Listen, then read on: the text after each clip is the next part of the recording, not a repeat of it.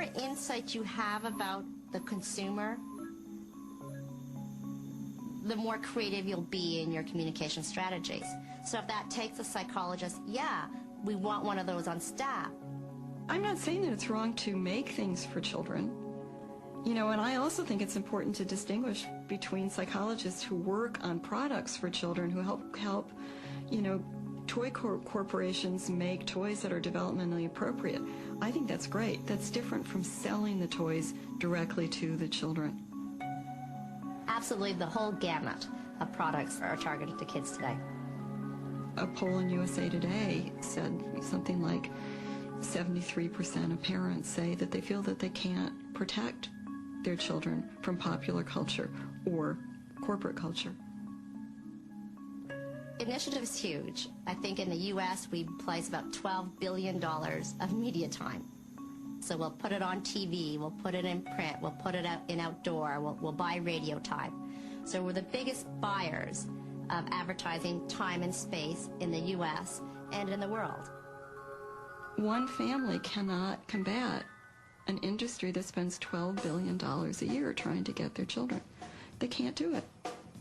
They are tomorrow's adult consumers, so start talking with them now, build that relationship when they're younger, and you've got them as an adult.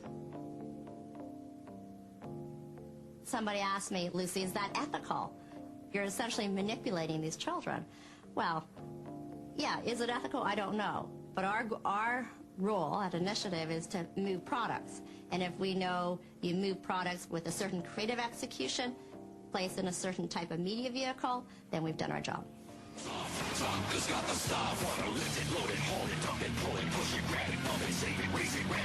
Every institution provides the people who are members of it with a social role to occupy.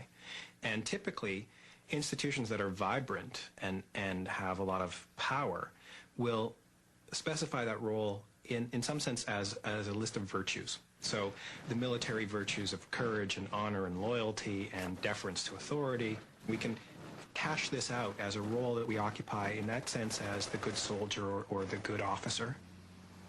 And the same is true for churches, for schools, for any institution that has power over people and shapes them. One nation. The corporation, likewise, it provides us with a list of virtues, a kind of social role, which is the good consumer. Like the waters of a mighty ocean, people also represent a tremendous force, the understanding of which is of greatest importance to the American way of life. This force is known as consumer power. The goal for the corporations is to maximize profit and market share, and they also have a goal for their target, namely the population.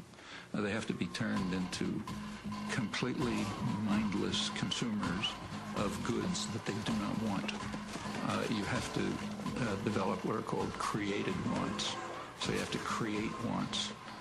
You have to impose on people what's called a philosophy of futility. You have to focus them on the insignificant things of life, like fashionable consumption. I'm just basically quoting business literature, and it makes perfect sense. The ideal is to have individuals who are totally dissociated from one another, whose conception of themselves, the sense of value, is just how many created wants can I satisfy. These people are customers because they are willing to trade money for widgets. And all the customers take their widgets home to all parts of the country. Look at all that money the widget builder has taken in from the sale of his widgets. We have huge industries. Public relations industry is a monstrous industry. Advertising and so on is, which are designed from infancy to try to mold people into this desired pattern. I saw a homeless person in New York City, and he had like a TV set up, and people were going up and trying to get pictures with him, and they wanted to like be there. And if he had like a company sponsor him, then that might be kind of interesting. And like Polaroid could sponsor it and give out free pictures or something like that. I don't know. It'd just be a possibility for someone who doesn't have that many possibilities.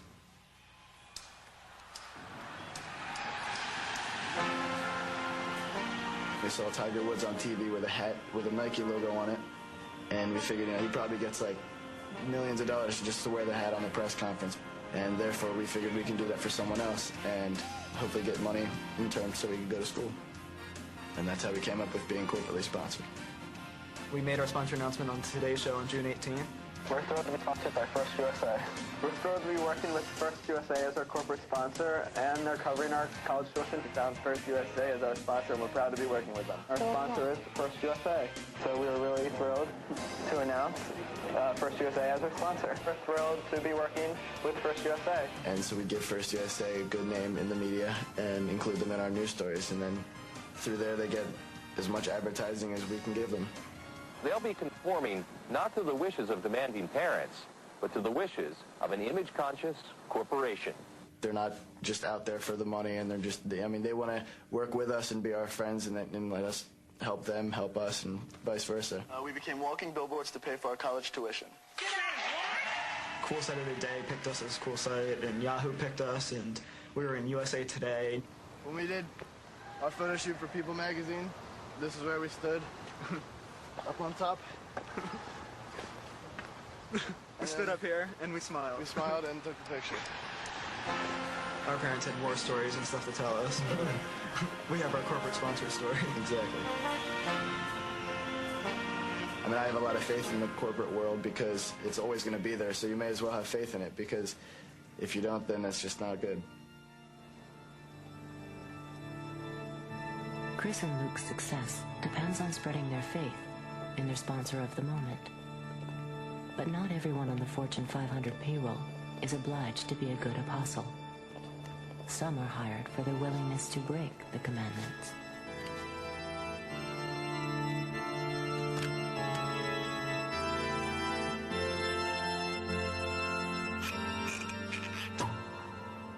I like to be able to go out and have a nice dinner with someone, and the truth of the matter is there's so much trickery and deception in my job that I really don't want it in my private life. It's not easy making the distinction.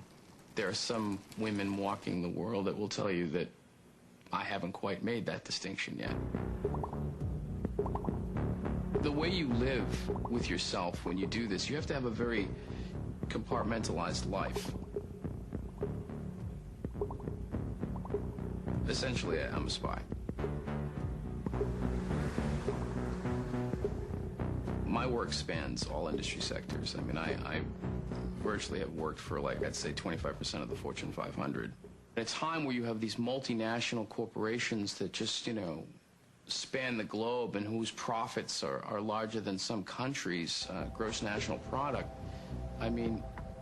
there's so much on the line that competition is everything. It's really something to be standing outside of, Xerox, looking up at this giant building saying, how am I going to get, the schematics for the new inkjet printer, That's not easy to do. And so that's why I like it. To me, it's a challenge. And sometimes it's even more fun when they know I'm coming. If they've heard that I've been hired, or the security director calls me up to put me on notice because I've been seen in the area or whatever. It's actually fun. I've posed as an investment banker. I've posed as a venture capitalist.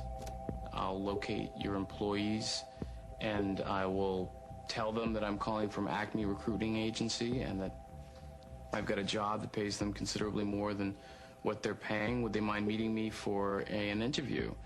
And when the executive shows up, what he doesn't realize is I'm actually debriefing him on behalf of a competitor, and that there is no job, and that the office that he's at has been rented, and the picture on my desk of my family is a phony, and it's all just a big elaborate ruse to glean competitive information from him.